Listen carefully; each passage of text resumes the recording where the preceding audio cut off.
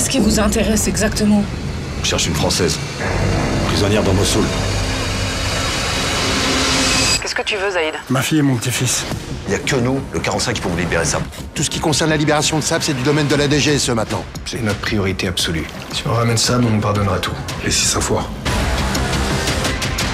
Donc bonjour Victor, on se retrouve pour la sortie le 9 mai sur Prime Video de la saison 2 de Cœur Noir.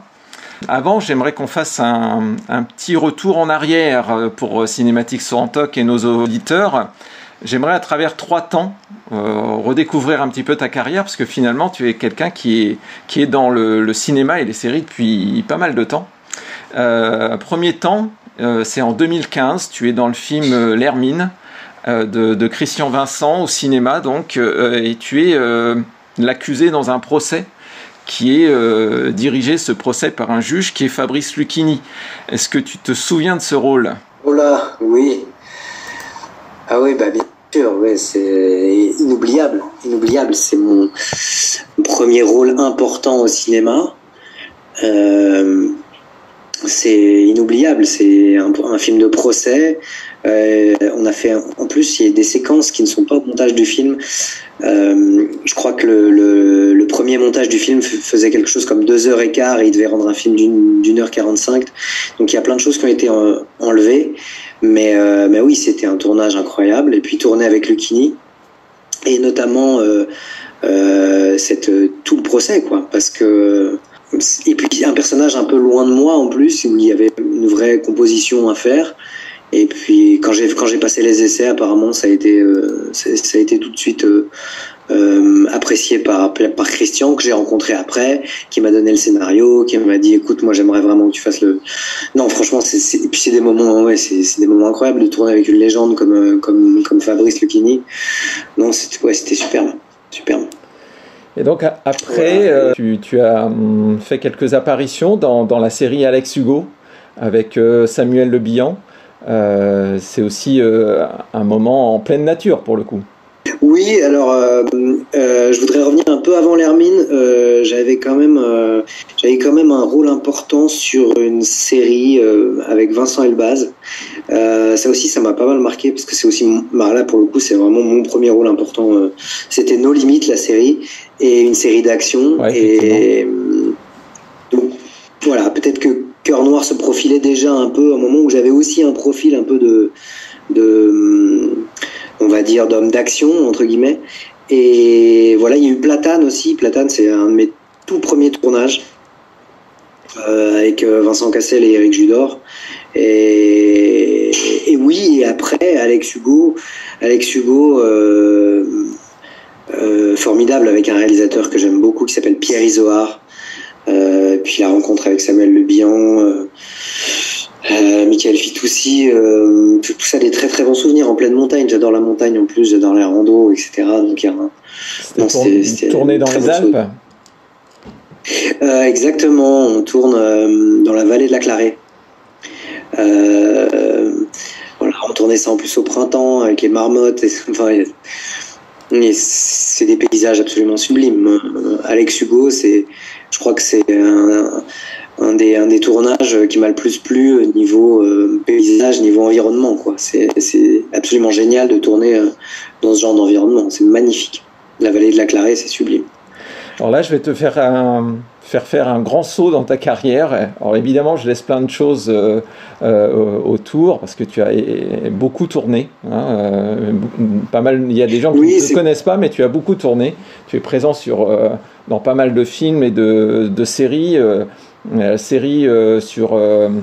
Sur des juges également pour Canal+, il y a pas très longtemps, qui porte le nom article 66.5, je crois, ou si les souvenirs sont exactement. Bons, tu es dedans. Exactement, je fais le policier de la série, un rôle très intéressant, qui joue une sorte de double jeu, inspiré d'une histoire vraie en plus. C'était vraiment chouette de tourner ça.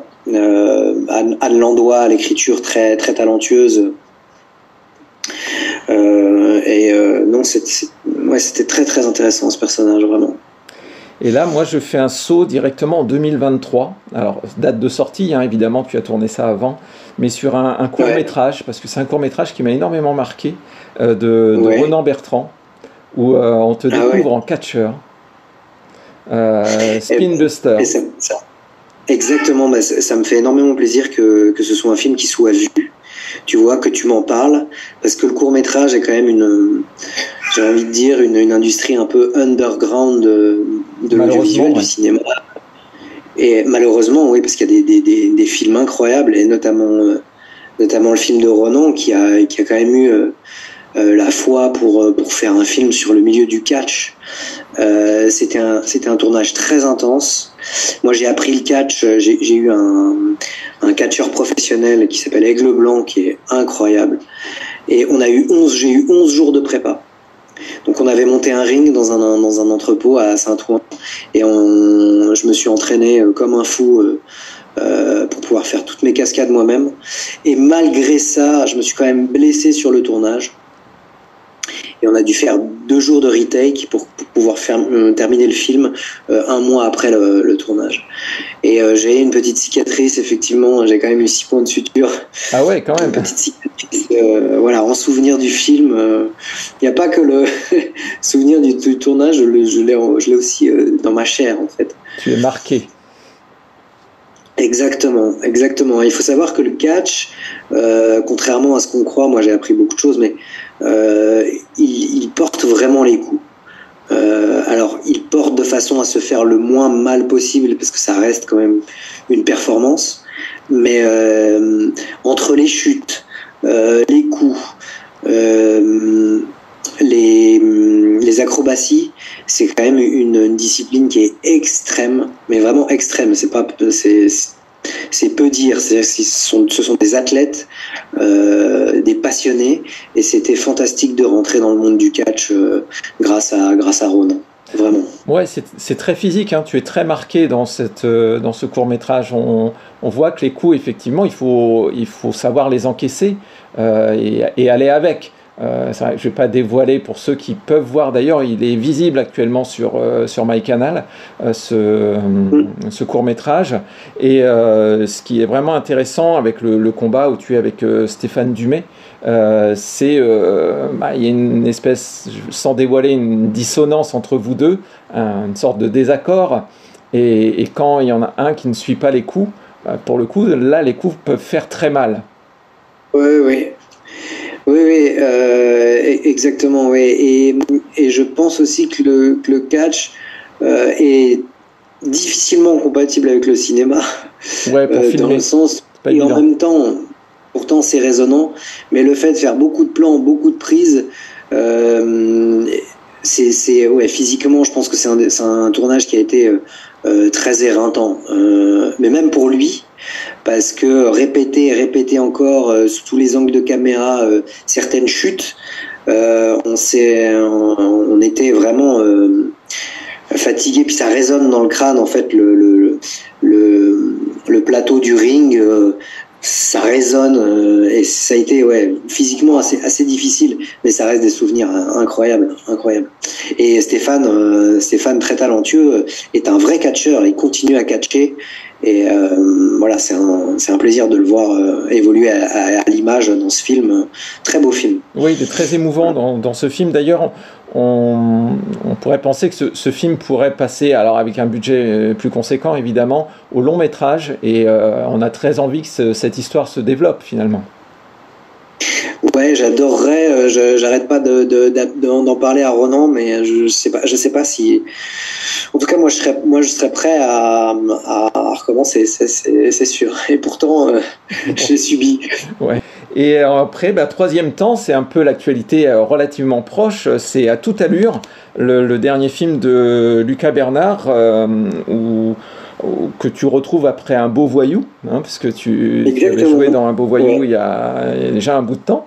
Et là, c'est une comédie romantique, c'est 20 000 lieues sous les mers, pour le coup, avec Pio Marmaille, Aya Aïdara et puis José Garcia.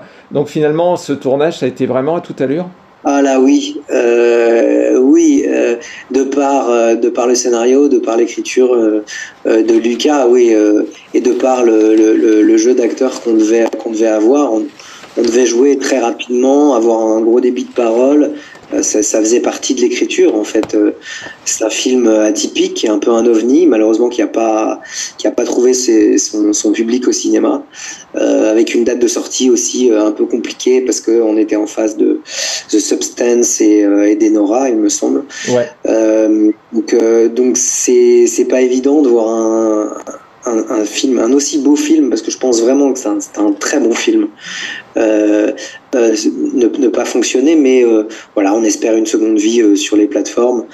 Pio Marmaille et Eyé sont vraiment et José, ils sont vraiment extraordinaires tous les trois, et je suis ravi de partager l'affiche avec eux. J'ai rarement eu un rôle aussi dense et important au cinéma, quoi. Puis en 2023, on vous découvre donc en soldat des forces spéciales aux côtés de Marie Dompierre, de Nicolas Duvauchel, Nina Meurice, Thierry Godard entre autres.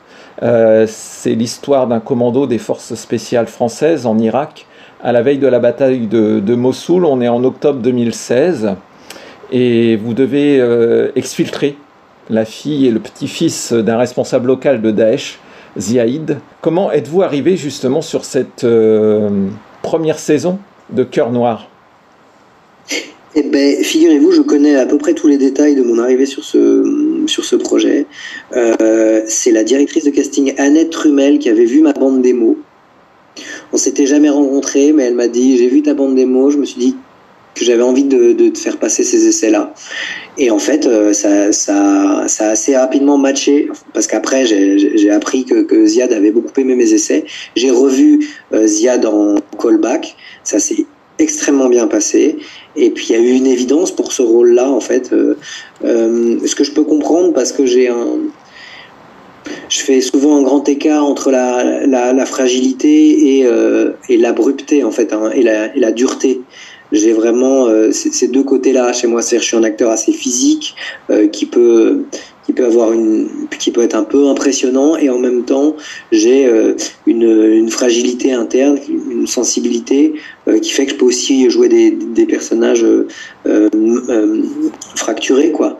Et je pense que c'était exactement ce qu'il fallait pour Spit, qui est un soldat qui est marqué par la guerre, qui est sous le coup d'un syndrome post-traumatique. Donc oui, il y a de temps en temps des rencontres qui se font avec des personnages, et celle-ci me marquera toute ma vie, parce que elle est très riche d'autres rencontres, parce qu'on a fait des stages en immersion dans des régiments de forces spéciales, au 13e RDP chez les forces spéciales terre, et chez les commandos de marine à Lorient pour les forces spéciales mer. Donc et puis on les a rencontrés, on a discuté avec eux, avec les vrais entre guillemets, et leur générosité exceptionnelle, et c'est venu me nourrir et nourrir le personnage. Et tout ça, c'est une aventure. Cœur Noir, c'est une série qui est absolument géniale, et je dis pas ça parce que je suis dedans. Je pense que même si j'étais pas au casting, je l'aurais beaucoup aimé, cette série. Je pense qu'en France, on a cette qualité incroyable d'arriver à faire avec peu de moyens, avec les talents qu'on a, Ziad Douéry pour la saison 1, Fred Jardin pour la saison 2, à faire comme si on avait énormément de moyens. C'est-à-dire que quand on voit la série, on se dit mais wow, ils sont aussi forts que les Américains, quoi. Et beaucoup plus sensibles.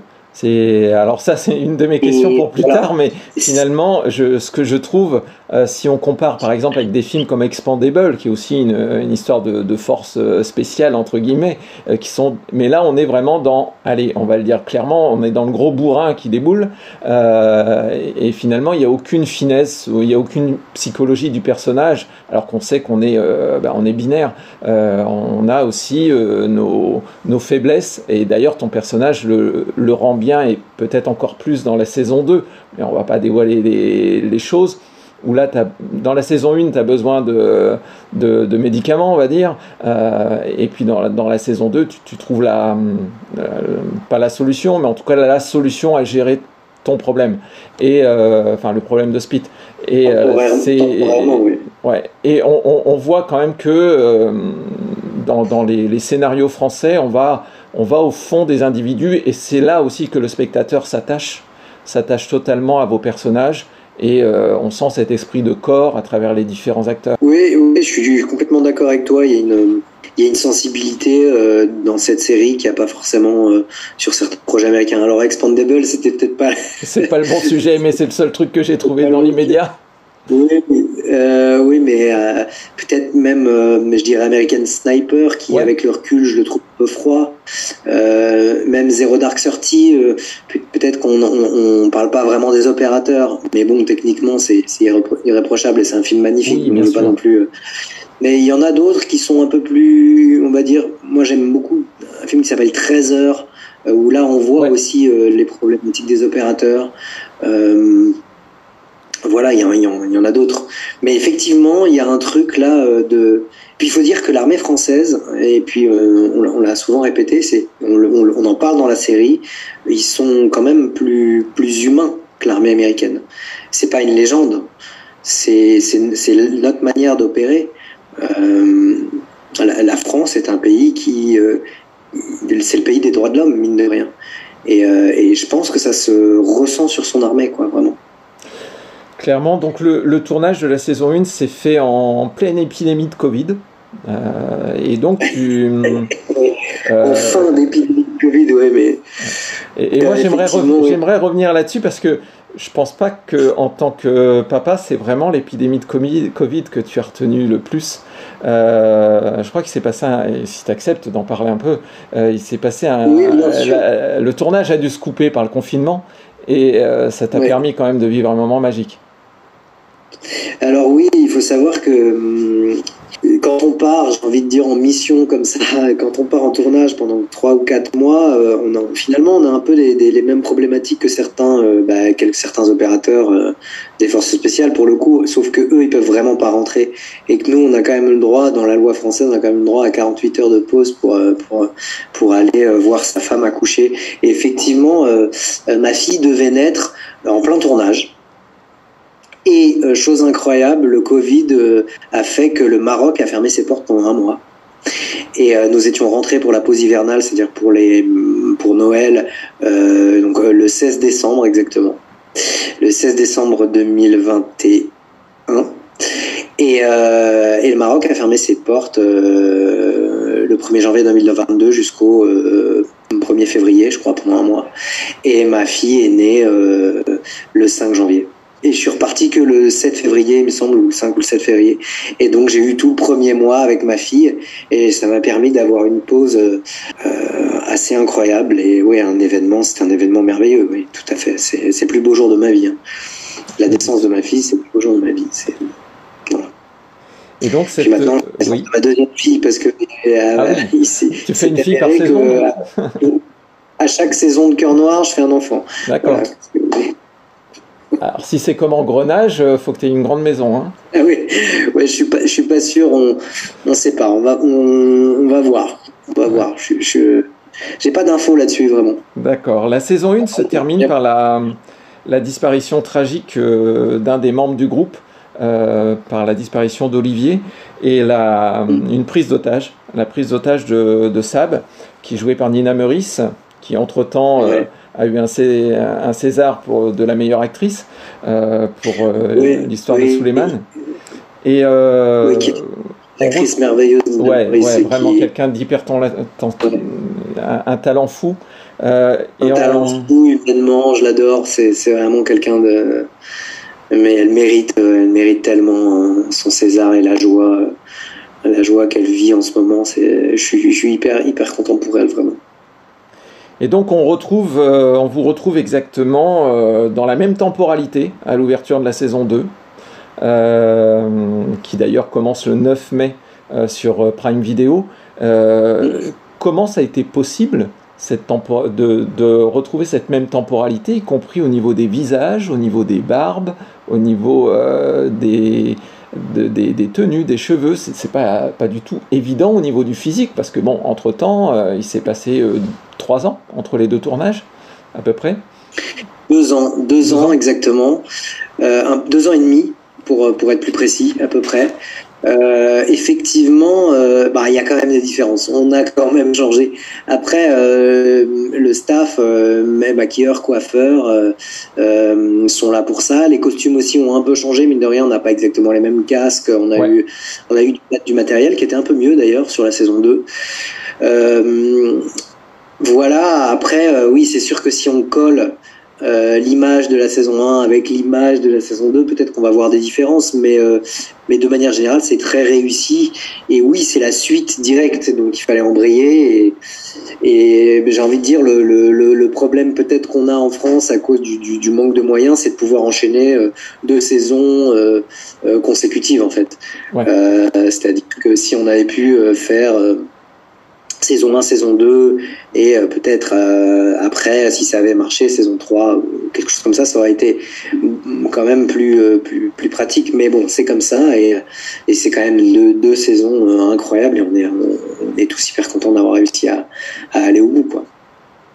À quel moment vous avez appris finalement que vous alliez être qu'il allait y avoir une saison 2 d'emblée dès la saison 1, ou ça s'est fait après, avec le grand succès rencontré par la série? Exactement, ça s'est fait après diffusion sur Prime. On a attendu, je dirais 2 ou 3 mois après pour être sûr. Voilà, je pense que les scénarios, les idées de scénarios, en tout cas, je pense que Mandarin avait déjà mandaté Virginie Brac pour commencer à écrire, mais rien n'était sûr, et c'est vraiment Amazon qui a donné le feu vert. Et là, Mandarin s'est engagé. Et ensuite, après la diffusion de France Télévisions aussi sont repartis, mais je crois qu'ils sont pas repartis vraiment entièrement. Eux, ils voulaient vraiment boucler à ce moment-là. Ils voulaient que la saison 2 soit fermée. Je sais pas s'il y a une saison 3, si France Télévisions sera dans la boucle ou pas. Je suis pas sûr. Bon, après, c'est des soucis de production. Normalement, c'est pas vraiment le souci.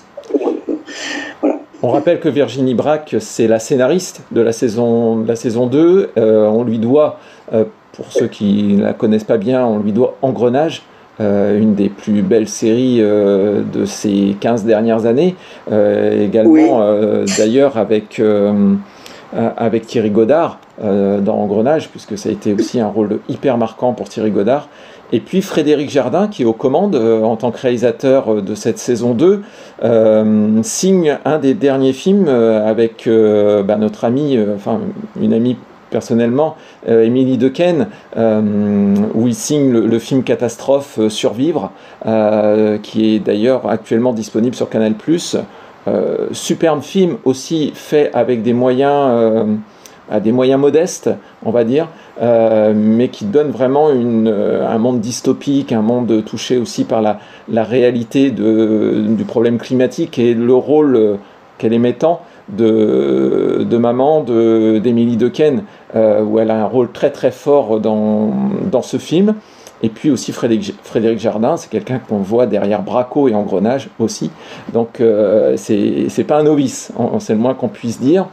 Et donc là, il est sur cette saison 2 qu'on verra à partir du 9 mai sur Prime. Si tu pouvais me parler maintenant de ta préparation physique et mentale pour ce rôle, parce que je pense qu'il y a aussi une préparation vraiment d'immersion, y compris quasiment spirituelle, dans ce rôle de Split. Oui, tout à fait. Je pense que c'est la partie la plus intéressante. Après, moi, j'ai vraiment besoin de beaucoup préparer mes personnages, mes rôles, et d'autant plus celui-là qui est quand même assez complexe. J'avais besoin de comprendre ce qu'était le syndrome post-traumatique, donc de rencontrer des soldats, de discuter avec des amis qui ont fait l'armée, qui sont revenus de la guerre, blessés, plus ou moins blessés. Donc j'avais beaucoup besoin de rencontrer, de me cultiver, donc j'ai lu énormément de livres. Je pense là me vient sur les opérations spéciales, sur les forces spéciales, sur le COS, sur les syndromes post-traumatiques, sur la guerre, sur d'anciens soldats qui sont revenus. J'en ai lu quand même, je dirais une bonne quinzaine en tout sur les 2 saisons. celui qui me revient là, c'est le livre de Louis Saillant que j'ai trouvé très intéressant sur les commandos de marine. Aussi le livre de Pierre Bonnecarrère, Parle sans verser, sur la guerre d'Indochine, la Légion étrangère là-bas. On m'a offert aussi dans les différents régiments où je suis passé des livres de photos, des témoignages, etc. On a beaucoup parlé avec des opérateurs, donc ça c'était très intéressant. J'en ai rencontré un à l'époque, je faisais du crossfit. J'en ai rencontré un dans ma salle de crossfit avec qui j'ai passé 5 heures et qui m'a raconté plein de missions, plein de choses. C'était très important de me charger de tout ça, de toutes ces émotions, de toutes ces vies, pour pouvoir être le plus fidèle possible. Et puis après, il y a le travail sur le corps, une fois qu'il y a conjointement, on travaille sur l'esprit, sur le mental et ensuite sur le corps. Un militaire, un soldat, ça se tient d'une certaine manière, ça se tient très droit, ça croise pas les jambes quand ça s'assoit, il y a plein de petits détails comme ça qui font le rôle, le personnage. Donc c'est important d'observer, de beaucoup observer, et puis aussi tout simplement le sport. C'est-à-dire que on fait du sport tous les jours. Dans l'armée, donc j'ai fait du sport tous les jours. Donc, déjà à la base je suis sportif, mais je me suis mis vraiment à faire du sport tous les jours, à courir avec un gilet lesté, à faire beaucoup de traction, à prendre du volume musculaire, à bien manger pour avoir l'air à l'image d'un militaire, tout simplement. Donc il y a un gros travail. Puis j'ai pas de coach, moi je m'entraîne tout seul. Voilà, donc c'était, c'est sûr que c'est vraiment ces 2 saisons, c'est 4 ans de ma vie, quoi. C'est un investissement énorme à chaque fois, quoi. 3-4 mois minimum d'entraînement avant, et puis on continue pendant la série. C'est-à-dire que pendant le tournage, tous les jours, on va à la salle. On avait choisi exprès, on avait demandé à la production d'avoir une salle de muscu dans les hôtels dans lesquels on allait être au Maroc. Et puis il y a les stages de préparation, le premier donc au 13e RDP, où on a été chahuté tout au long de la semaine, avec des réveils plus ou moins tôt, aller faire un parcours naturel, se jeter dans un lac d'eau froide le matin, aller faire de la boxe pied-point avec des militaires, s'entraîner au tir, s'entraîner à la manipulation des armes, et puis parler beaucoup avec eux, côtoyer leur famille. Tout ça, c'était un travail pour moi qui est qu'on ne peut pas ne pas faire, quoi. C'est indispensable pour pouvoir créer des personnages tels que ceux-là. Aussi, chez les commandos de marine, regarder des documentaires et ensuite y aller, il y a 2 choses différentes, c'est-à-dire les voir eux plonger dans la cuve et puis nous-mêmes plonger dans la cuve. La cuve, c'est des anciennes cuves à fioul de la Seconde Guerre mondiale qui sont utilisées pour les exercices des commandos marines. Et il y en a une dans laquelle c'est la cuve humide. Elle est remplie d'eau glacée à 8 degrés. Et je voulais absolument sauter dedans. Et c'est un peu un rêve de gosse de faire ça aussi. Donc voilà, c'était incroyable. C'était vraiment, et ça fait partie de la préparation. Hein. Vivre ça, vivre des difficultés, dormir. On a tous dormi ensemble. Ça fait vraiment. Ça a créé une cohésion de groupe très forte. Pour la saison 1, on avait tous dormi ensemble dans la nature. Il avait plu d'ailleurs. Voilà, on a marché ensemble avec des sacs. On a dormi dans un hangar d'aérodrome. On a aussi dormi dans des chambrées de militaires. Enfin voilà, tout ça, ça nous a vraiment soudés. Et cette cohésion de groupe aussi, elle est hyper importante pour la série. Oui, tout ça c'est vraiment rendu à l'écran pour le coup, parce que c'est pas des efforts en l'air pour le coup, parce que c'est vraiment représentatif de des 2 saisons où on a une qualité de fraternité, de combat et d'honnêteté finalement, et d'authenticité qu'on retrouve. C'est assez bouleversant finalement. Elle n'est pas que spectaculaire, cette série, elle est aussi bouleversante. Sur la saison 2, il arrive une nouvelle recrue que moi j'ai particulièrement bien aimé. Il s'agit d'un berger malinois, Tyson. Alors, Tyson, quelle a été cette relation avec Tyson? Tyson est interprété par 3 chiens différents du GIGN. Mais il y en a un qu'on voit plus que les autres parce que c'est celui qui a le plus tourné d'ailleurs, qui s'appelle Nitro et qui est extrêmement attachant. Et c'est le seul qui n'est pas vraiment justement un chien de guerre, qui a une personnalité, qui peut justement avoir des contacts, des caresses, qui est très affectueux, qui aime tout le monde, c'est vraiment une bonne patte pour le coup. Mais les 2 autres, qui sont des chiens de travail, c'est un peu plus compliqué. C'est-à-dire que, et ce qui est le cas des chiens de guerre, hein, de manière générale, c'est pas des chiens qui aiment les caresses, c'est des chiens qui aiment mordre, qui aiment le combat. Vraiment, ce sont des guerriers. Alors ils sont sélectionnés en fonction de leur tempérament quand ils sont bébés. Bien sûr. Je crois qu'ils voient assez rapidement lequel aime mordre et puis lequel aime se faire câliner. Mais pour le coup, Nitro, ça a été vraiment une rencontre incroyable. En plus, ces maîtres que j'adore l'ont amené à la projection équipe de la saison 2. C'était un moment très très émouvant. Il avait un petit nœud papillon, il a fait des câlins à tout le monde, c'était génial. Voilà. Et en plus, c'est un personnage, sans spoiler, qui est vraiment très important, central dans la saison 2.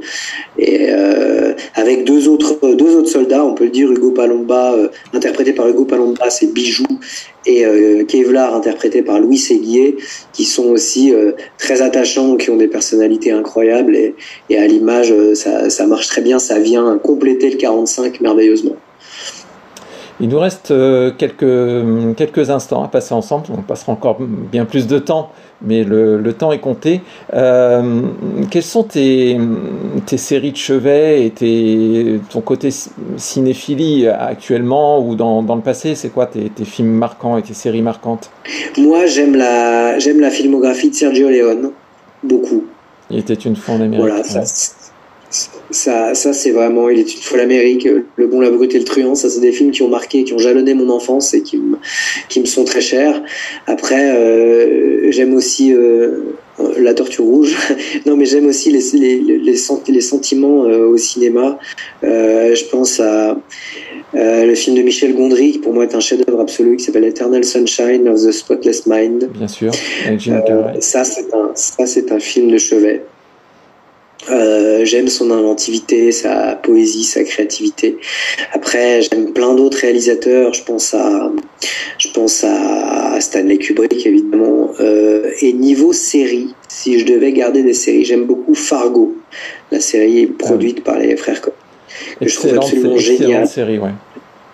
Voilà, qui peut être très violente, mais à chaque fois une saison, un réalisateur différent, une manière d'aborder les choses, une technicité, vraiment une perfection. Je trouve ça magnifique, vraiment magnifique.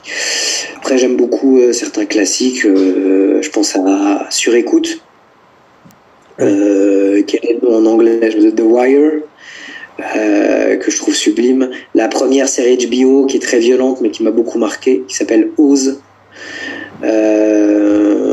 Voilà. Ouais. Voilà ce qui me vient là, tout de suite. D'accord.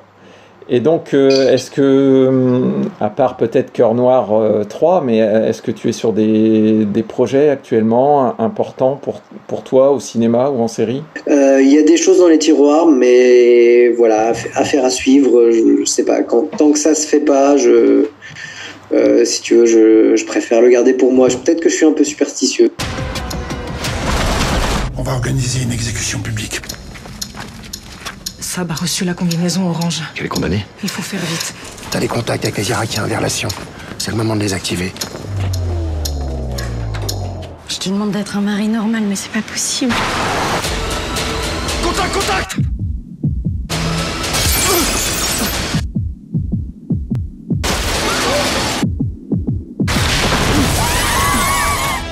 Un témoin a vu Zaïd capturer Sab. Il y a au moins 4 mecs armés. Et si c'est un piège? On a compris contre qui on se bat. Et on ira jusqu'au bout, ensemble, sans faillir.